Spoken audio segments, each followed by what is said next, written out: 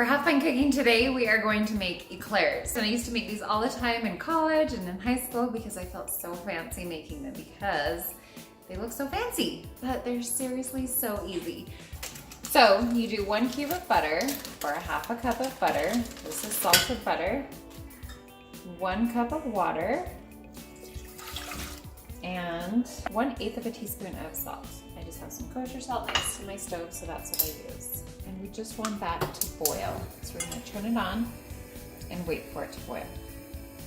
While you wait for this to boil, you wanna make sure that you have 1 cup of all-purpose flour ready and a good wooden spoon that's nice and strong.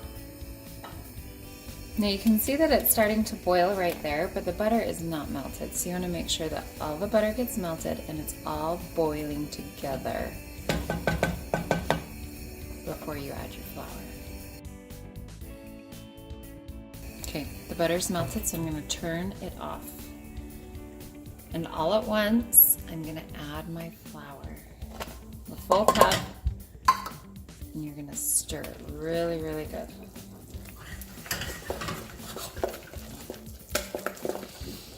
And it's gonna create this big lump. So make sure it's all mixed in there. Now last time I made these, I did have the kids help, but it was really hard for them to mix. So you want it to look just like this, and now you need to let it cool down. So some tricks, if you're in a hurry, you can put it in a different bowl, and I like to leave some air pockets in there so that it can cool down in those spots. So yeah, if you're in a hurry, you can put it in a separate bowl that's cool because the pan is still hot, right? Or you can actually add it to a mixer like a KitchenAid or a Bosch, and just the airflow in it will help cool it down faster. I just like to wait. It takes about 10 minutes. So I'll just let that sit. Okay, so now our dough here has cooled down. So we're gonna get our eggs and crack them, and you need to mix them one at a time. And this part's really important. You can use a mixer and it does go a little bit faster, but I just like to do it with my hand. But it does get hard, especially for the kids. And it looks like it's never gonna get mixed in, but you just gotta keep working at it.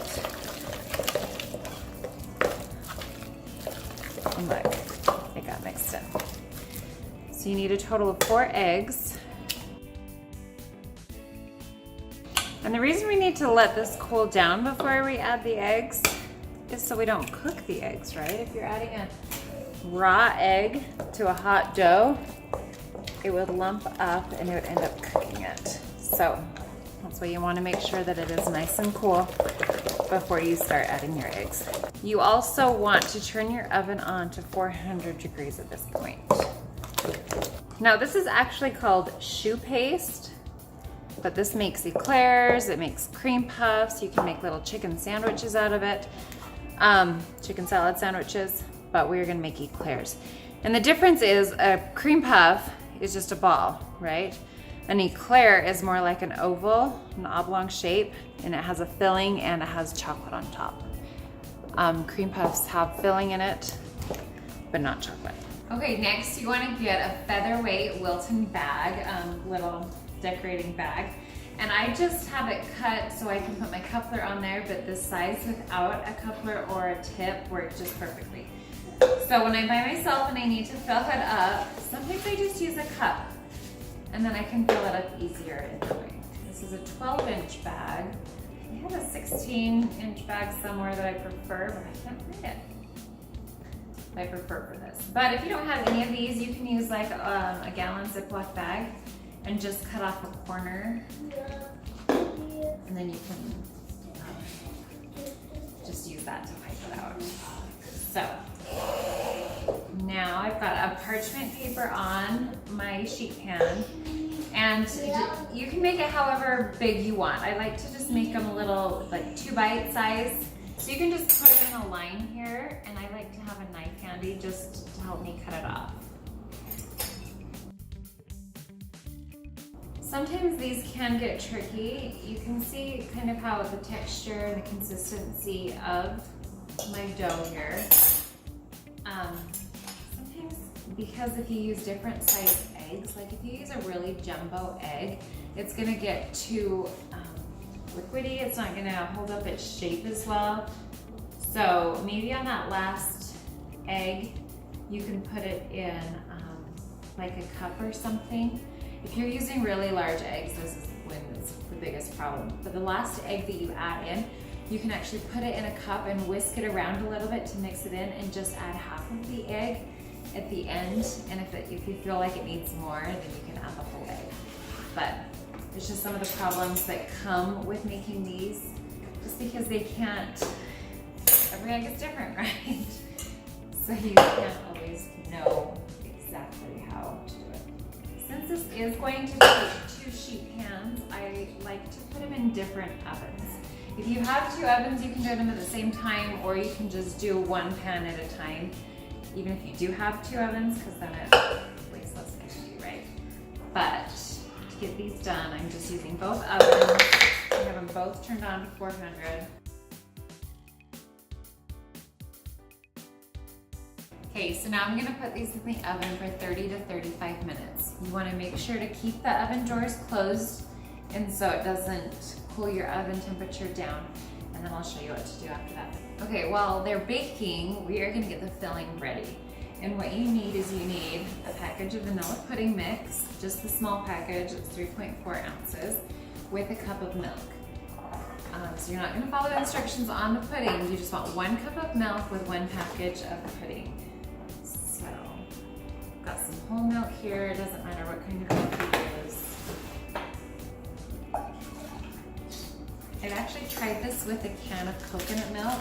Just 1 cup of the coconut milk, and canned coconut milk with 1 package of pudding, and then I mixed it with the cream, and it was divine. So if you have a cup of coconut, or if you have a can of coconut milk, it kind of adds a little fun flavor and a richness to it. I'm gonna just mix this really good to get out any lumps that may come. And then you're gonna put this in the fridge for about 5 minutes. Okay, and then in a separate bowl, you are gonna you're gonna whip some heavy cream. You just need 1 cup of heavy cream.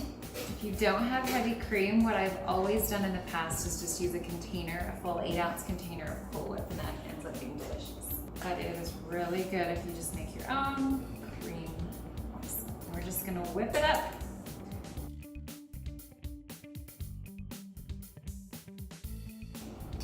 Okay, once your cream gets to stiff peaks, and that means that when you lift up your spoon, the peaks stay.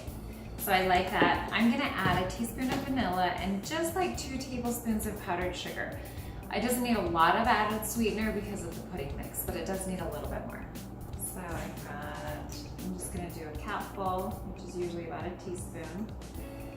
And just a couple of spoonfuls, like I said, about 2 tablespoons of powdered sugar.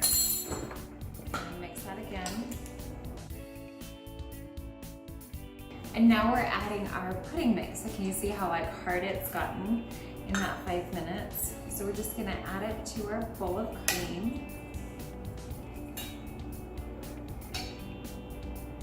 And we're gonna kind of fold it in. Sometimes I fold it, sometimes I just mix it. It's going in quite nicely, but I'm gonna just mix it. That's delicious. So now we're just gonna put this in the fridge until the rest of it's ready and cool. The timer just is about to ring, and so I checked on them, and they're a nice golden color, and so that's when you know that they're done. So what I do at this point is I turn my oven off, my ovens, I guess. I turn them off and I just leave my oven open just a little bit, just like this, so that it can slowly cool down. And these ones too, because you don't want to bring them to room temperature too fast, because then they can cave in and sink on you. Okay, so these have been cooling down for about 5 minutes in the oven with the oven door open, and I'm just gonna take them out and let them finish cooling on the stove. The thing is I have a gas stove, and so there's air flowing in it, so that's why it's not on a cooling rack. If you have like a flat top stove, you might want to put them on a cooling rack or something instead, but there's plenty of air flowing through here to cool those down all the way. So look at how perfect our little eclairs turned out. None of them sunk in. This one looks a little weird, like one of the kids put their finger in. Who knows what happened. And this would be like a little cream puff. So these are our little eclairs, but yeah, they all turned out fantastic. So the next step is we're gonna get our piping bag. We're gonna put the inside, this is a coupler, and we're gonna put that inside of the bag. If you have some disposables, you can do that too. Even if you don't have, this is a special tip. This is a 120, no, this is a 230 tip, and it's special for filling in things like this. Now you don't have to use it. It's not always my favorite because it's so small that I have to squeeze really hard to get all of it filled, but I use it anyway because I have it. So then you put that on top and then you screw it on. Okay, so we put our bag inside the cup and now we're gonna fill it with our cream that has thickened up even more. But here's the problem, sometimes it doesn't come up, so you need a helper to hold the cup down. Always. I didn't need it earlier. Okay, see it doesn't come out very fast, but it still comes out. So that's the trick to doing these is you wanna make sure that you can't see the hole. So I put it all the way in, just on one end, and I just squeeze. And I kind of can tell by the weight how full it is. And then I just take it out and it's starting to spew out a little bit at the end. So when these cook up, the inside of it is actually pretty hollow. And so that's why there's room for it to get filled in with this delicious cream. I know, they're super light and fluffy. So yeah, that's what we do. We just keep going. Okay, so the eclair or the cream puff type one, you can just do one on there on the side. You can like buy these at Costco, right? But if you can see how easy they are to make, they're not, and these taste better because the filling is way better than the ones that you buy at Costco or anywhere else. Okay, while she's filling them, I'm gonna show you how I make my chocolate glaze. So for your chocolate glaze, you're gonna get a double boiler, and that just means that you're gonna have a pot of water boiling on the bottom and then a bowl on top. So it's boiling, the steam from the water is actually cooking what is in the bowl. So you wanna make sure you have a metal bowl. So I'm gonna get some hot water in here in the metal bowl. So I'm gonna get 4 ounces of semi-sweet baking squares.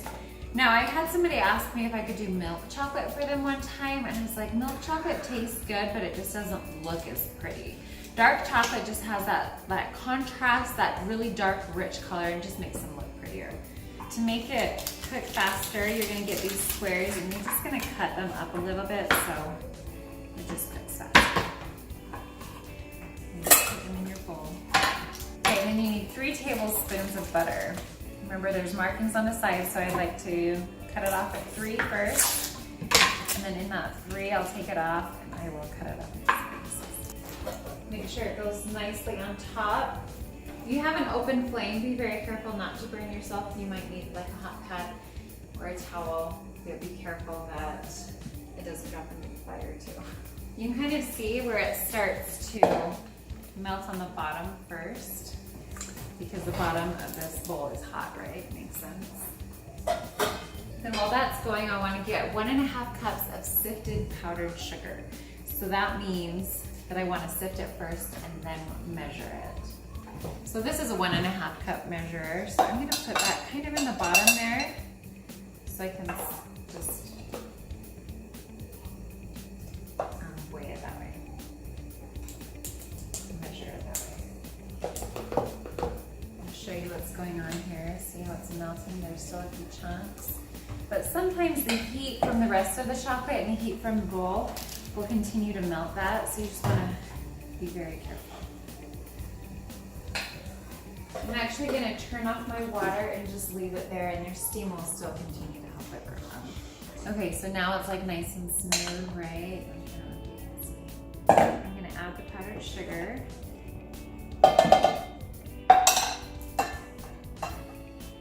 And just carefully stir it. Then the fun part is that you need hot water for this. So you just use the water that you were boiling with. So make sure you are using a clean pan. I'm gonna start with just 2 tablespoons of that hot water. And look, right now it looks really lumpy, but if you just keep stirring, it'll smooth right out. I'm gonna add another, maybe half a teaspoon, half of a tablespoon of hot water.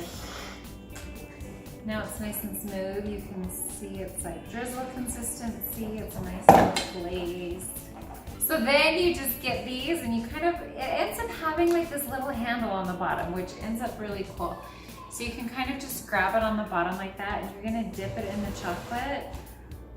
Ow. And then let it come to the side, and look at how shiny that is on top.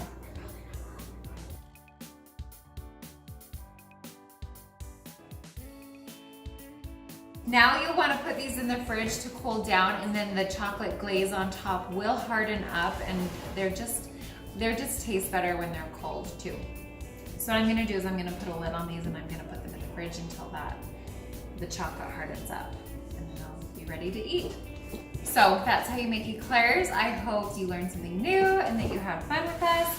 Don't forget to subscribe to our channel. Follow us at HalfPint Cooking on Facebook and Instagram, and leave us a comment, give us a thumbs up, and tell your friends about us. Thanks.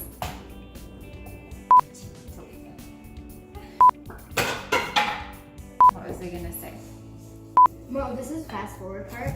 Then we should do something slow-mo, and then in it it's regular. Like.